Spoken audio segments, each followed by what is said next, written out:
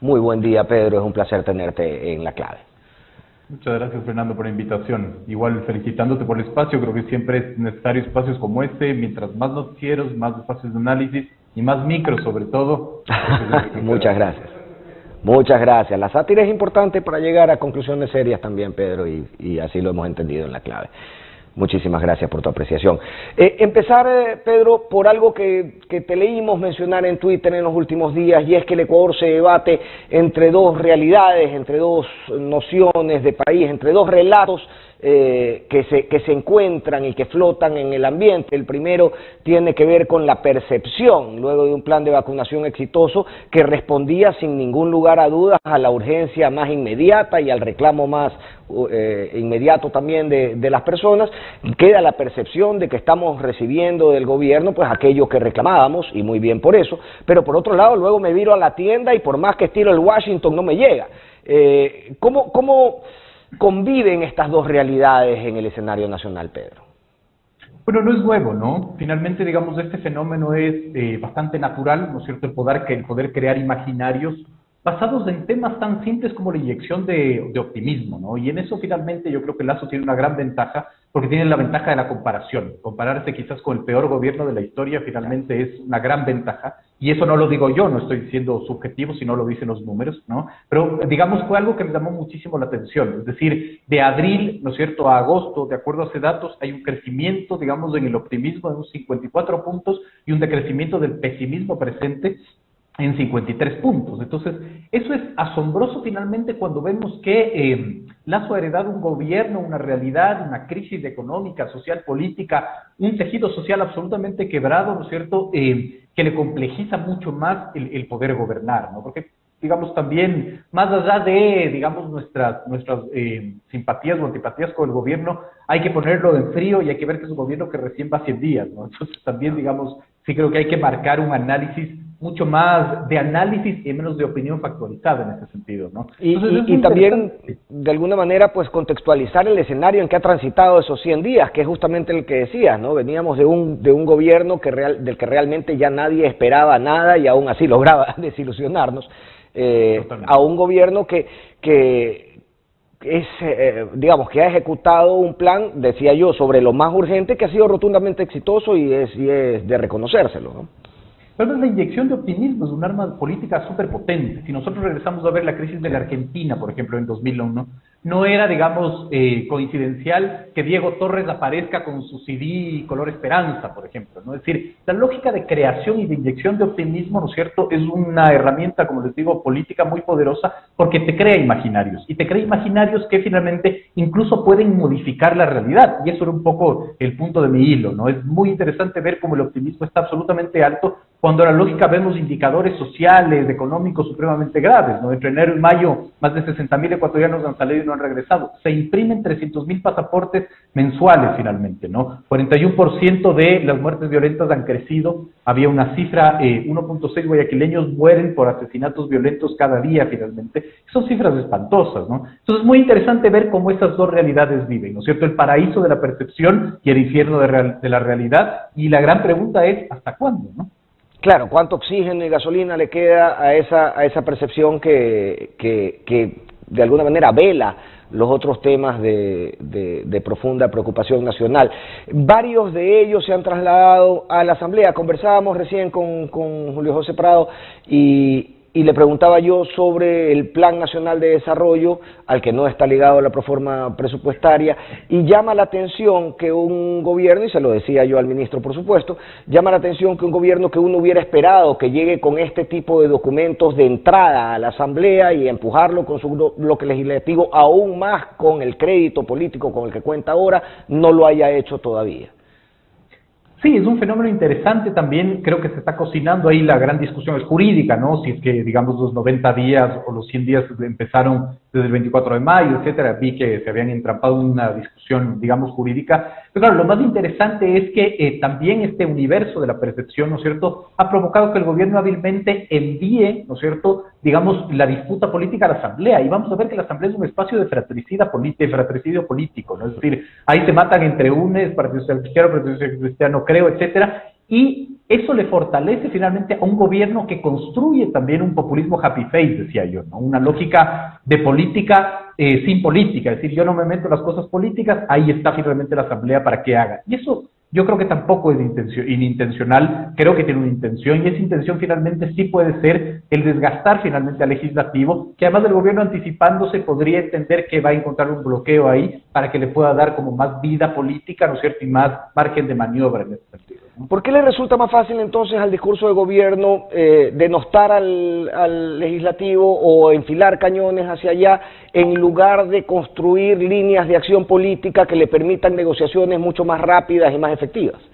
Bueno, en ese sentido el gobierno ha sido bastante hábil porque no ha acuñado en su discurso un señalamiento de la Asamblea, sino que la Asamblea también ayuda y ¿no es cierto?, promueve eso, ¿verdad? El gobierno lo único que ha hecho es, yo hacía esta alusión en una charla que compartía, ¿no es cierto?, es como una tramoya en teatro, ¿no es cierto? Lo que hizo fue poner el reflector donde tiene que ponerse el reflector, y quizás no el gobierno, quizás la opinión pública, ¿no? Entonces, muy interesante finalmente el que te crea o te facilita quizás un bypass, ¿no es cierto?, para en vez de negociar, en vez de construir procesos, etcétera, dejar que cada una de las funciones del Estado se pueda desgastar y con eso construir, sí, un imaginario, ¿no es cierto?, para poder, digamos, adelantarte incluso a lo que se habla ahora, que es una consulta popular, ¿no? Es justamente eso, ¿cuánto gana en ese desgaste el gobierno? ¿Gana la posibilidad de gobernar vía consulta casi permanentemente? Es decir, ¿dónde está el... Esto se dirige por algún motivo hacia la Asamblea? ¿Dónde está la grieta por la que el gobierno intenta transitar? A veces es muy difícil leerlo, ¿no es cierto? Porque además es muy interesante, la política es de protagonistas y antagonistas. Yo hago mucha alusión con el teatro, ¿no es cierto? En el teatro tú necesitas una puesta en escena, protagonistas y antagonistas. El antagonista del gobierno finalmente es la Asamblea porque vemos su estructura, es decir, el gobierno no tiene mayoría, tiene una mayoría, digamos, una minoría llamada BAN que es absolutamente frágil, ¿no? Entonces, claro, lo que le resta o lo que le conviene, ¿no es cierto?, es depender lo menos posible de esa función del Estado. Ahora todo el mundo va a decir, pero es una idiotez finalmente, porque dependes para que te aprueben leyes. Sí y no, porque puedes iniciar tu estrategia plebiscitaria, pero sobre todo para materializar el gran hecho político que fue la vacunación.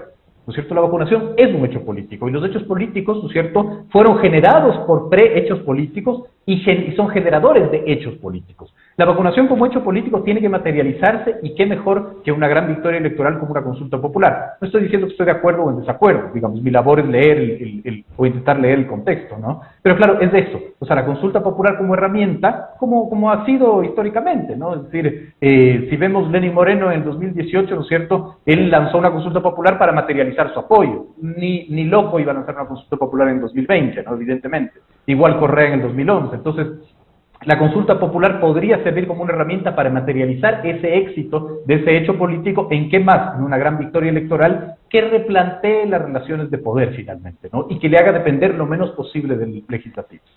Hablamos de éxitos políticos a nivel de discurso, a nivel de percepciones, pero lo cierto es que las movilizaciones están empezando a activarse en distintos sectores sociales del país. Empieza un poco a quitarse el óxido, el resorte social en distintos sectores del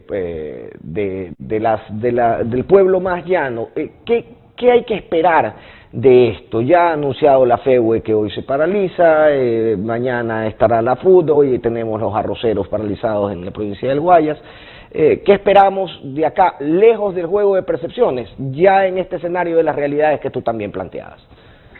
Es interesante finalmente porque las movilizaciones sociales, ¿no es cierto?, si bien tienen detonadores como la FEUE, como el FUD, etcétera, van a depender mucho del apoyo social, y ese apoyo social en esta instancia no puede darse por el tema de la percepción, por eso es tan importante la percepción, ¿no? Pero más allá de eso, digamos, como decía, sí hay que poner paños fríos, ¿no? Es decir, un gobierno que tiene que enfrentar movilizaciones a los 100 días, sí es, digamos, bastante llamativo, y yo creo que esa no es responsabilidad en sí mismo del gobierno solamente, sino sí es una herencia del morenazgo, claro, ¿no? Sí es una herencia de Lenín Moreno, y Lenín Moreno lo que hizo durante los 2-3 últimos años de su mandato fue renunciar a la política, porque la política es la administración de las tensiones sociales.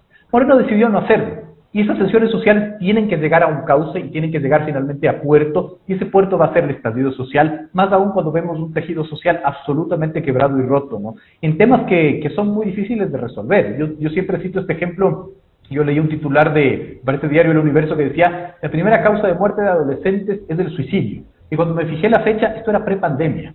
Estamos hablando de que la primera causa de muerte del Ecuador de adolescentes es el suicidio. ¿Cómo resuelves ese rompimiento de tejido social que va más allá de la disputa política, ¿no? Entonces, sí, en efecto, ¿no es cierto?, la sociedad va a necesitar válvulas de escape, como las protestas en el agro, etcétera, que finalmente, ¿no es cierto?, pueden caer en saco roto si es que aún vive, digamos, el Ecuador de la percepción. Y aquí el punto es que el gobierno tiene que correr contra el tiempo, porque la lógica es cuál va a ser el punto de inflexión cuando se encuentre en el Ecuador de la percepción con el Ecuador de la realidad. Ese va a ser, digamos, el nuevo escenario que trastoque las relaciones políticas, ¿no? En este juego de percepciones, ¿qué rol juegan, a tu juicio, los medios de comunicación? La opinión pública no solo está alimentada por los medios de comunicación, ahora con la vigencia de las redes. Es decir, digamos, evidentemente, ¿no es cierto?, antes también había capacidad de generación de opinión desde la periferia, ¿no es cierto?, más allá de los medios de comunicación. Es muy interesante finalmente porque, claro, todo entra, este es un país además absolutamente basado por el sesgo de autor, ¿no? Yo decía esto de manera súper interesante, que me daba muchísimo la atención, es decir, los que ayer estaban en contra de una consulta popular, hoy estaban a favor y viceversa, y los argumentos son iguales, ¿no? Claro. Entonces, claro, aquí no importa el qué, importa el quién finalmente, ¿no? Entonces, sí, los medios de comunicación de una u otra manera pueden aportar de acuerdo a su lineamiento, ¿no es cierto?, estar a favor o en contra. Ahí el tema es que no sacrifiquen la pluralidad. Yo soy un poco más liberal en ese sentido. Para mí, mientras un medio de comunicación tenga su línea editorial clara y me diga a favor de quién está, yo no tengo ningún problema, en tanto y en cuanto sea plural e invite finalmente a las dos caras de la moneda. Entonces, digamos, en ese sentido, sí. Te lo preguntaba porque, al menos los medios de comunicación más tradicionales y nacionales parecen funcionar hoy por hoy como un músculo político de los objetivos del gobierno. Y si bien el contrapeso y el balance que proporcionan las redes sociales podría llegarnos a determinado sector de la sociedad, las bases más populares no consumen lo que tú y yo consumimos en Twitter. Sí, totalmente de acuerdo. Es un fenómeno interesante a medir, pero, ¿no es cierto? Porque si bien, claro, la gente no está en Twitter, pero se contagia automáticamente como un tema de cultura de optimismo, que era lo que les decía, ¿no? Es decir, finalmente la gente, por último, dice, yo estoy vacunado, que es algo material que me dio a mí el Estado, ¿no es cierto? Porque ese es otro tema muy interesante. ¿Cómo materializas lo que el Estado te entrega? Que baje el riesgo país en 500 puntos, yo, señor taxista, digamos, no lo voy a sentir. Pero si yo tuve un servicio de inoculación, de vacuna, eso me da seguridad, finalmente eso baja el nivel de saturación del sistema hospitalario, por ejemplo, eso sí me crea, digamos, la capacidad de construirme un imaginario independientemente de las redes sociales. Entonces, claro, se combina lo que es la opinión pública con la realidad también, ¿no? Que muchas veces también es una realidad ficticia creada por un hecho que no te resuelve las cosas, pero que finalmente te marca el tema, ¿no? Ahora, claro, sin importar las hilachas que quedan alrededor, en ese punto específico se resuelve o se incide directamente en un beneficio en la calidad de vida de la población. Es decir, ya no es una población que tiene que estar encerrada, ya no tiene, hay muchísimas cosas que se esperaron por un año y que sin duda son monedas, son crédito político del gobierno. Pero absolutamente, y con la capacidad de poder compararse, ¿no? Con la capacidad de compararse finalmente con otro gobierno que no tuvo la habilidad y no tuvo la capacidad de gestión, ¿no? Pero más sobre todo porque... que su propio ministro le robaba la vacuna. Imagínate, pero además, ¿no es cierto?, con esta capacidad de cumplir una oferta de campaña en un país en donde las ofertas de campaña no se cumplen por tradición, claro, ¿no? Es decir, es supremamente interesante. Además, una oferta de campaña que yo me incluyo, creí que no era capaz, digamos, el gobierno ni ningún gobierno de hacerlo. Entonces, sí es como la generación de opinión pública no solo está basada en lo que digan los medios y lo que digan las redes, sino también en lo vivencial del ciudadano, y más aún cuando recibe cosas mucho más materiales que pueda medir, ¿no? Absolutamente. Pedro, te agradecemos muchísimo habernos acompañado esta mañana. La invitación sigue abierta para en cualquier otro momento pues seguir analizando los temas de la política nacional y todos los demonios que nos dejan semana a semana nuestros políticos.